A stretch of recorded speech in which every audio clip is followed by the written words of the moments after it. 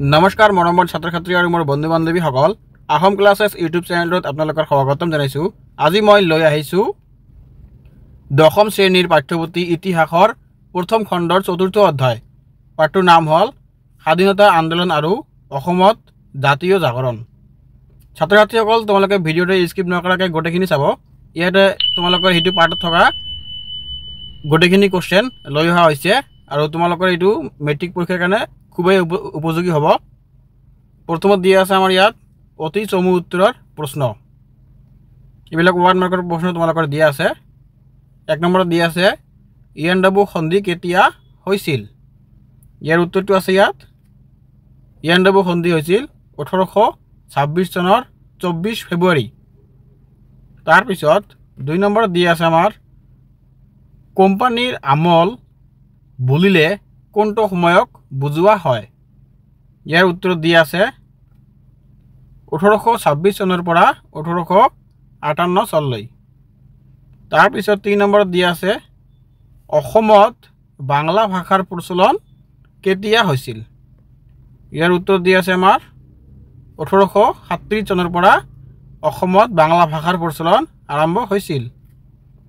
4 নম্বৰত দিয়া আছে বাংলা ভাষাৰ ঠাইত অসমত অসমীয়া ভাষাৰ পুনৰ প্ৰচলন কেতিয়া হৈছিল।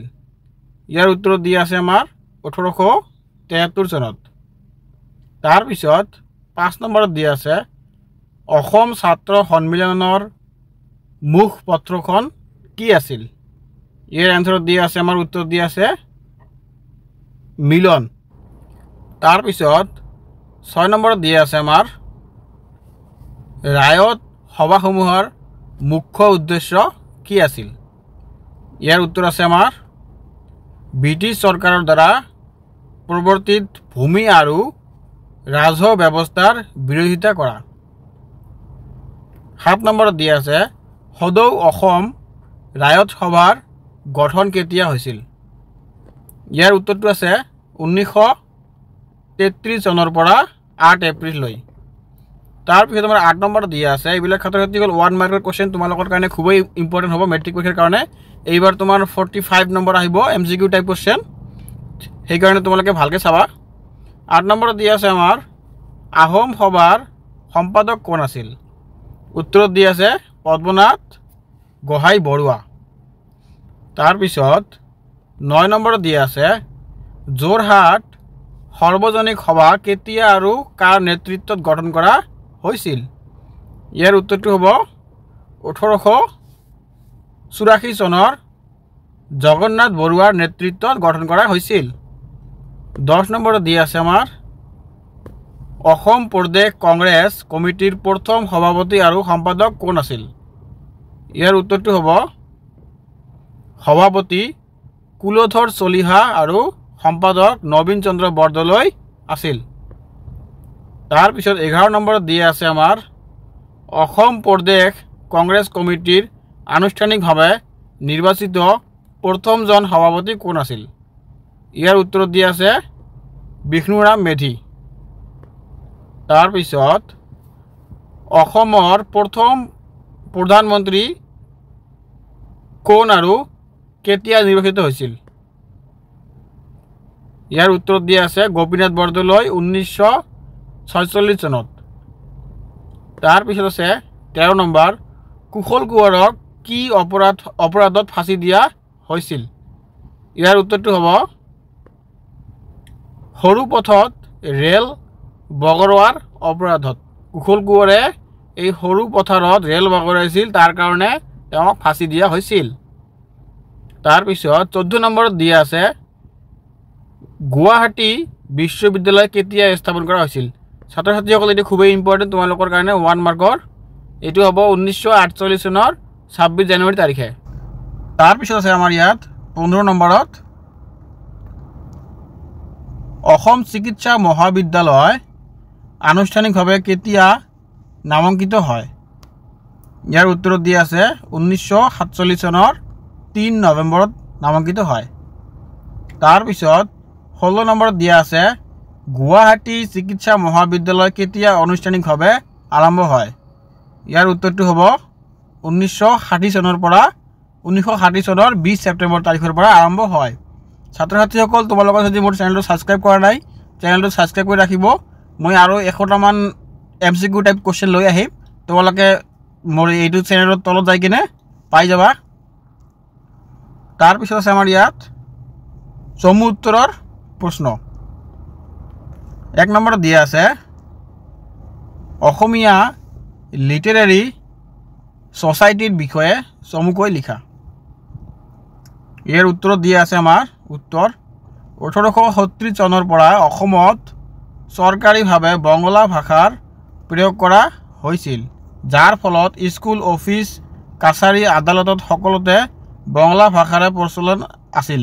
কিন্তু অসমীয়া ভাষাক পুনৰ চৰকাৰৰ দ্বাৰা মান্যতা দিবলৈ স্বদেশ প্ৰতি আৰু জাতীয়তাবাদী ভাৱধাৰাৰে অনুপ্ৰাণিত এচাম শিক্ষিত লোকৰ নেৰানেপেৰা প্ৰচেষ্টা আহ্বান ৰাখিছিল।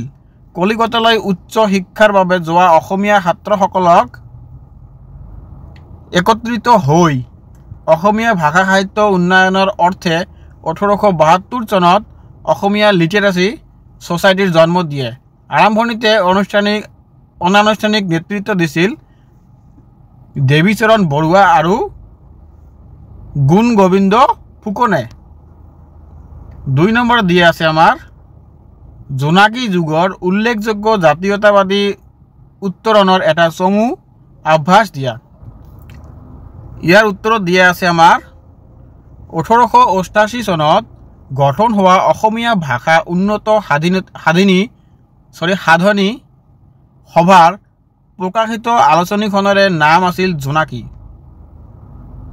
ব্ৰিটিছসকলৰ আগমনৰ ফলত অসমৰ থলুৱা উদ্যোগ আৰু বাণিজ্যিক যি নেতিবাচক প্ৰভাৱ পৰিছিল সেই বিষয়ে জোনাকীয়ে সচেতনতা সৃষ্টি কৰিবলৈ চেষ্টা কৰিছিল। তাৰপিছত লক্ষ্মীনাথ বেজবৰুৱা, মোৰ দেশ, অসম সংগীত, বীণ বৰাগী, অম্বিকাগিৰি ৰায়চৌধুৰীৰ বিভিন্ন ৰচনাই দেশপ্ৰেমৰ ঢল বোৱাইছিল। তাৰপিছত আমাৰ 3 নম্বৰত দিয়া আছে আহোম সভাৰ ৰাজনৈতিক দাবী সম্পৰ্কে চমুকৈ লিখা। ইয়াৰ উত্তৰত দিয়া আছে পদ্মনাথ গোহাঁই বৰুৱাৰ নেতৃত্বত 1893 চনৰ আহোম সভা গঠন কৰা হৈছিল। আহোম জনগোষ্ঠীৰ ৰাজনৈতিক, অৰ্থনৈতিক, শৈক্ষিক আৰু সাংস্কৃতিক অৱনতিৰ প্ৰতি লক্ষ্য ৰাখি এই সভা গঠন কৰা হৈছিল। আহোম জনগোষ্ঠীৰ মাজৰ পৰা কানিৰ প্ৰচলন নাইকিয়া কৰিবলৈও এই সভা যত্নপৰ হৈছিল। 1910 চনৰ এই সভাক সদৌ অসম আহোম এছ'চিয়েশ্যন নাম দিয়া হয়। এই এছ'চিয়েশ্যনৰ এক উল্লেখযোগ্য ৰাজনৈতিক দাবী আছিল। তাৰপিছত আমাৰ 4 নম্বৰত দি আছে আছাম এছ'চিয়েশ্যনে ব্ৰিটিছ চৰকাৰৰ ওচৰত উত্থাপন কৰা বিষয়সমূহ কি আছিল। ইয়াৰ উত্তৰত দিয়া আছে আছাম এছ'চিয়েশ্যনে ব্ৰিটিছ চৰকাৰৰ ওচৰত উত্থাপন কৰা বিষয়সমূহ হৈছে 1 নম্বৰত দিয়া আছে আমাৰ পৌৰসভাত চৰকাৰী বিষয়া আৰু লোকেল বোৰ্ডত চাহ খেতিয়ক অধিপত্যাৰ বিৰোধিতা কৰিছিল। 2 নম্বৰত দিয়া আছে আছাম এছ'চিয়েশ্যনে স্থায়ী সমিতিসমূহ গণতান্ত্ৰিকৰণ দাবী উত্থাপন কৰিছিল। 3 নম্বৰত দিয়া আছে বাৰ্ষিক কৰ, চৰকাৰৰ শুল্ক ব্যৱস্থা আৰু কানিৰ প্ৰচলনৰ বিৰোধিতা কৰিছিল। তাৰপিছত 4 নম্বৰত দিয়া আছে 1920 চনত অসম বিশ্ববিদ্যালয় স্থাপনৰ বাবে দাবী তুলিছিল। 5 নম্বৰত দিয়া আছে আমাৰ বিধানসভাত প্ৰতিনিধিত্ব দাবী তুলিছিল। তাৰপিছত 5 নম্বৰ হ'ল অসমত অসহযোগ আন্দোলনত নেতৃত্ব দিয়া অসমীয়া নেতাসকলৰ বিষয়ে উল্লেখ কৰা। ইয়াৰ উত্তৰটো হ'ব অসমত 1920-21 চনৰ পৰা আৰম্ভ হোৱা অসহযোগ আন্দোলনত বহুকেইজন জড়িত হৈ আছিল। তাৰপিছত 1921 চনৰ জুন মাহত অসম প্ৰদেশ কংগ্ৰেছ কমিটি গঠন হোৱাৰ পিছতে অসমত অসহযোগ আন্দোলনৰ জোৰ বাঢ়িবলৈ ধৰিলে আৰু অতি সোনকালেই ই সৰ্বভাৰতীয় আন্দোলনৰ সৈতে জড়িত হৈ পৰিল। তাৰ পিছত চন্দ্ৰনাথ শৰ্মা, হেমচন্দ্ৰ বৰুৱা, অমিয় কুমাৰ দাস, মহিবুদ্দিন আহমেদ আদিৰ নেতৃত্বত অসমৰ যুৱকসকলে চৰকাৰী শিক্ষানুষ্ঠানসমূহ বৰ্জন কৰি এই আন্দোলনত অংশগ্ৰহণ কৰিছিল। তাৰ পিছত 6 নম্বৰত দিয়া আছে আমাৰ কানিংহাম সাৰ্কুলাৰ বিষয়ে লিখা। কানিংহাম সাৰ্কুলাৰৰ বিষয়ে লিখিবলৈ কৈছে। ইয়াত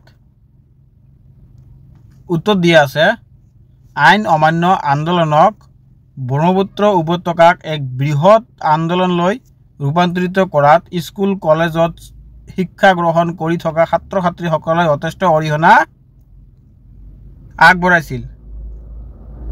সেয়ে ইংৰাজ চৰকাৰে ছাত্ৰসকলক এই আন্দোলনৰ পৰা বিৰত ৰাখিবলৈ বিভিন্ন ব্যৱস্থা কৰিছিল।